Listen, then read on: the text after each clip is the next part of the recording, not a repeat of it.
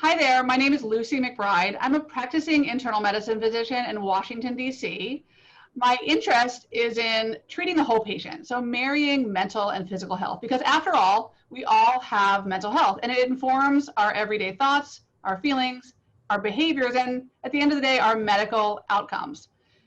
COVID-19 has shown us that mental health matters. It's not just a hashtag. Our mental health affects our existence. It affects our humanity. And right now, we are all affected in some way or another by the pandemic. Many people feel stressed, anxious, traumatized, confused. We've all experienced loss.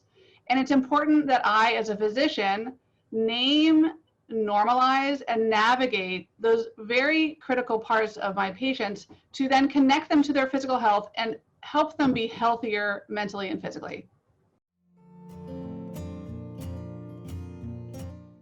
Mental health matters because it affects our health and it defines our humanity. We all have relationships to each other, to our work, relationships to food, to alcohol, and we all have emotional lives that play a very important role in our medical health. One thing we can do to break down the stigma is to have people name their own struggles. For people who are in the public eye, for example, to normalize struggle. It's part of the human condition. One of the biggest challenges in the mental health world is lack of access to, number one, a primary care doctor. Number two, we don't have adequate access for mental health services. So when I'm giving people very broad advice to help them start thinking about their mental health, I'll often refer them to a great book about trauma called The Body Keeps Score. I will recommend Brené Brown's wonderful body of work. I'll recommend AA, I'll recommend Al-Anon, I'll recommend SAMHSA, which is the Substance Abuse and Mental Health Organization through our federal government. I'll recognize Instagram handles like Hey Tiffany Rowe or Therapy for Black Girls. I Am Inseparable. The area of mental health that I feel like is often overlooked is trauma. I think people think to have had trauma, you have to have been in the Vietnam War or watched the Twin Towers fall down in front of your eyes. Those are, of course, traumas, but trauma is really defined as any experience of loss, grief, or change that affects us mentally and physically.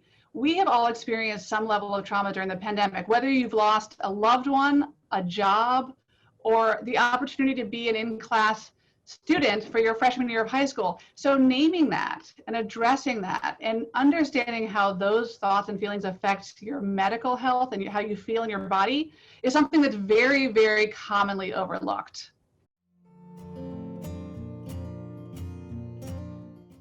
I think at the end of the day, we need structural change on the federal level and the healthcare space.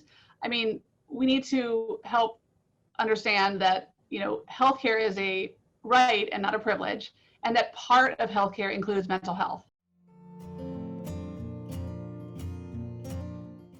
I try to practice what I preach and explain to patients what I regularly recommend for myself, which is A, acknowledge that I'm human, and B, when I'm feeling stressed or anxious or blue or out of sorts, to go back to my basic biological needs, which are sleep. We need more sleep than the average human gets. Number two, 3 decent meals a day. They don't have to be fancy, formal, or perfect, but just 3 darn good meals a day. Exercise, and it doesn't have to be, again, fancy, formal, or fanatical. Just getting outside, getting in nature, moving your body is excellent for your mental health. And then relating to other people, connecting with loved ones, connecting with friends, even when sometimes you don't feel like you want to.